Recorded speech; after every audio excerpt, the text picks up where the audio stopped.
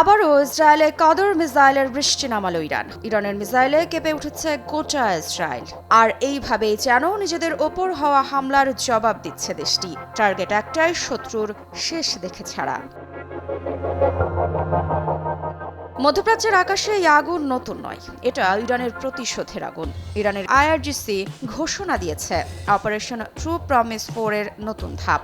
আর সেই ধাপেই ইসরায়েলের গুরুত্বপূর্ণ শহরগুলো লক্ষ্য করে ছোড়া হয়েছে কদর মিসাইল। তাহলে কি ব্যর্থ হলো কূটনীতি, যার ইঙ্গিত দিলেন খোদ ট্রাম্প?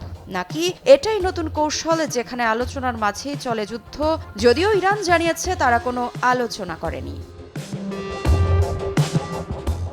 গত 23 মার্চ যুক্তরাষ্ট্রের প্রেসিডেন্ট ডোনাল্ড ট্রাম্প দাবি করেছিলেন ইরানের সঙ্গে ফলপ্রসূ আলোচনা হয়েছে, কিন্তু বাস্তবে ঘটেছে উল্টোটা।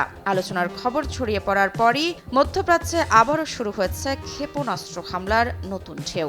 আর এই নতুন দফায় ইরানের হামলার লক্ষ্য ছিল ইসরায়েলের একাধিক কৌশলগত শহর।